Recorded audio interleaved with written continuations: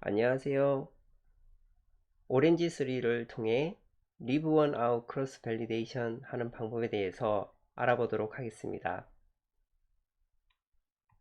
오늘의 목표는 ROCCB 방법에 대해서 알아보는 것입니다. 우선 Live One Out Cross Validation의 구조에 대해서 살펴본 후 ROCCB의 장단점에 대해서 살펴보도록 하겠습니다. 오렌지 3를 통해 Live One Out Cross Validation을 사용하는 방법에 대해서 실습해 보도록 하겠습니다. Live One Out Cross Validation은 총 n개의 샘플 수 데이터가 있을 때 n번의 모델을 만든 후 각 모델을 만들 때마다 하나의 샘플만 제외하면서 그 하나의 샘플을 테스트셋의 퍼포먼스를 확인하는 것으로 활용하게 됩니다. 이렇게 함으로써 n개의 퍼포먼스에 대한 에버리지를 내는 방법을 통해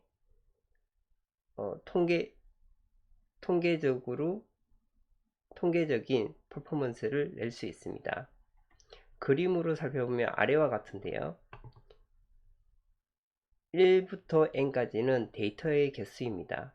이게 데이터의 개수가 n개가 있을 때 첫 번째 데이터는 테스트셋 데이터로 활용하고 두 번째부터 n번째 데이터까지는 트레인셋 데이터로 활용하게 됩니다. 이렇게 해서 첫 번째 모델을 만든 후 학습하여 퍼포먼스를 뽑아내고요.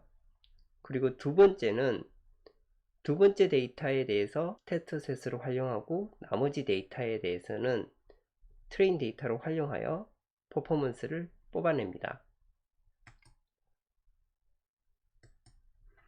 이런 식으로 시프트해 가면서 n번의 모델을 만든 후 각각 만들어진 모델의 퍼포먼스를 평균을 내게 됩니다. Live One Out Cross Validation의 장점은 모든 샘플에 대해서 다 한 번씩 테스트하기 때문에 어떠한 랜덤리스도 존재하지 않다는 것입니다. 밸리데이션 셋 어프로치와는 다르게 앞에서 살펴본 랜덤 샘플링으로 모델링 할 때마다 성능 차이가 나게 되는데요. 물론 랜덤 시드를 고정하게 되면 유사한 결과를 얻을 수 있지만 어떤 샘플이 뽑히는지는 알 수 없기 때문에 그 성능 차이가 나게 됩니다. 하지만 ROCCB 방법은 굉장히 안정적인 결과를 얻을 수 있다는 장점을 가지고 있습니다. 하지만 단점이 있는데요. 단점은 많은 수의 모델을 만들고 테스트를 해야 되기 때문에 컴퓨팅 타임이 굉장히 오래 걸립니다. Live One Out Cross Validation의 설계도입니다. 아래는 그 506개의 데이터를 가진 보스턴 하우징 데이터셋입니다.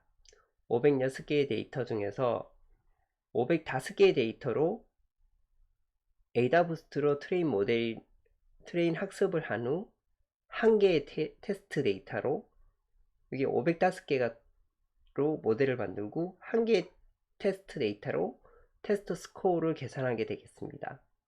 이를 506번 수행하게 되어 컴퓨팅 시간이 5 폴더 CB 방법보다 굉장히 오래 걸리게 됩니다. 하지만 안정적인 신뢰할 수 있는 결과를 얻을 수 있습니다. 설계도는 다음과 같은데요. 데이터를 로드하고 에이다부스트 모델에 데이터를 흘려 보내주고요. 그 아웃풋인 러너를 테스트 앤 스코어 위젯으로 넣어준 후 데이터셋으로부터 테스트셋 데이터를 넣어주게 됩니다. 그리고 테스트 앤 스코어 위젯에서 Leave One Out 옵션을 선택하게 되면 앞에서 살펴본 방법으로 ROCCB를 수행하여 테스트 앤 스코어를 뽑게 됩니다. 앞에서 살펴본 MSA가 9점 정도 나왔고 R스퀘어가 0.89 정도 나왔습니다.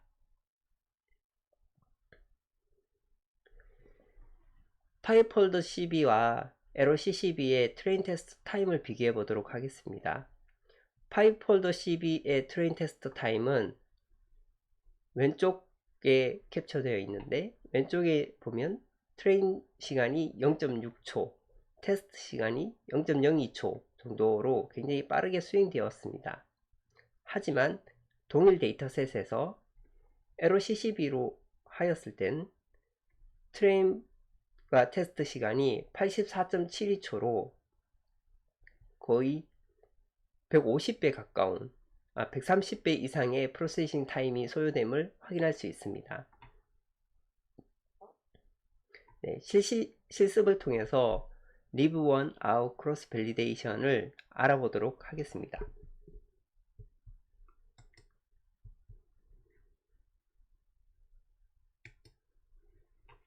우선 데이터셋에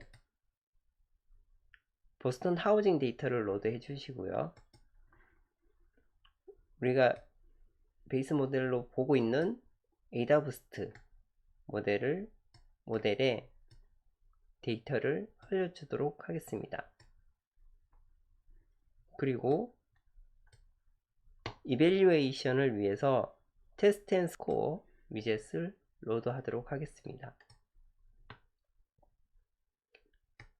에이다부스트로 만들어진 러너를 테스트 앤 스코어로 넣어주고요. 원본 데이터셋에서 테스트를 위한 데이터를 테스트 앤 스코어 위젯으로 또 넣어주도록 하겠습니다. 이렇게 하였을 때 크로스 밸리데이션을 하게 되면 아래와 같은 퍼포먼스를 확인할 수 있는데요. 여기에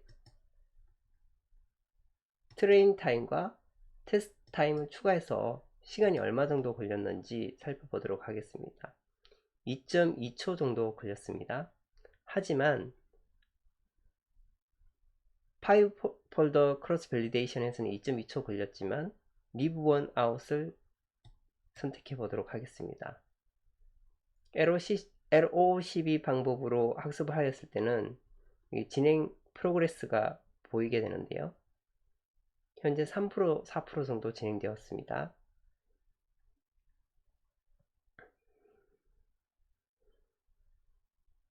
예, 프로그레스가 굉장히 오래 걸림을 확인할 수 있습니다.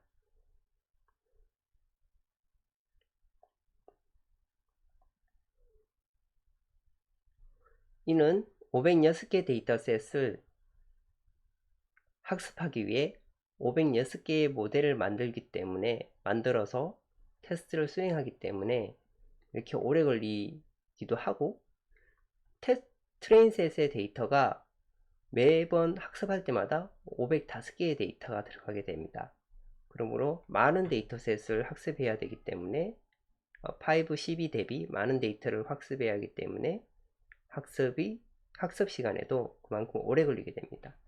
하지만 5폴더 크로스 밸리데이션에서는 506개의 데이터를 5개 구간으로 나눠서 하기 때문에 101개, 약 101개의 데이터로 1회 학습을 하고 그걸 5번만 학습하게 됩니다. 학습 횟수도 적지만 한 번 학습하는데 들어가는 데이터 수 또한 505개 대비 101개로 적기 때문에 시간이 훨씬 더 빠르게 수행됨을 확인할 수 있습니다. 네, 아직도 39%, 이제 40% 정도 진행되었는데요. 이처럼 LOCCB는 학습하고 테스트하는데 굉장한 시간이 소요되게 됩니다. 로파워 컴퓨팅을 보유한 PC에서는 LOCCB를 활용하는 것이 쉽지는 않습니다. 하지만 특히나 데이터 수가 적을 때 한 1000개 정도 이하 되는 데이터에서는 한번 활용해 볼 수 있는 기법입니다. 하지만 데이터 수가 아주 많은 빅데이터를 다룰 때 LOCCB로 함부로 접근하기는 쉽지가 않습니다. 그만큼 컴퓨팅 파워를 많이 소모하기 때문입니다.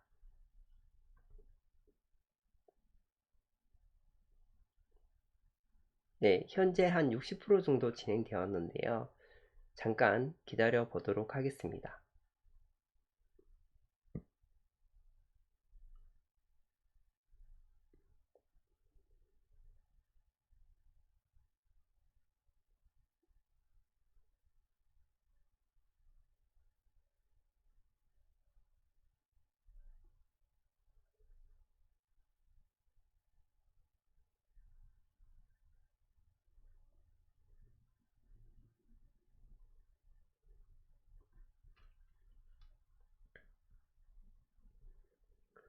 우리는 현재 오렌지 서리를 알아보기 위해 동일한 데이터셋 그리고 동일한 모델로 각각의 위젯을 사용하는 방법에 대해서 상세히 알아보고 있습니다.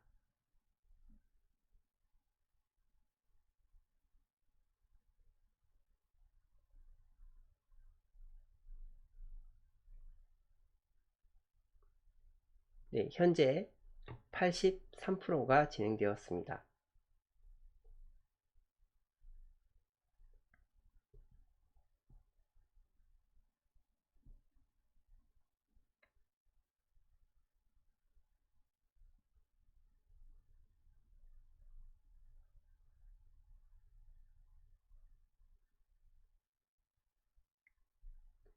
네, 512 방법보다 LOCCB 방법이 130배 정도, 현재 데이터셋에서는 130배 정도 프로세싱 타임이 오래 걸림을 피부로 느낄 수 있습니다.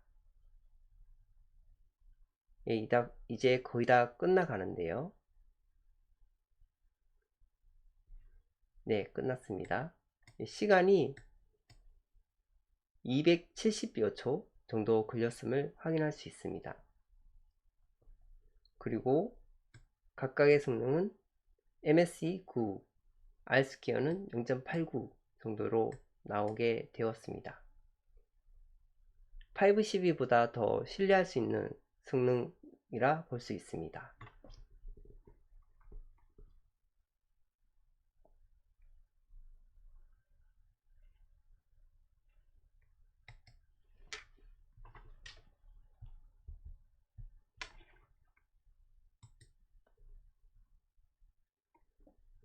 네, LOCCB 하는 방법에 대해서 살펴보았습니다.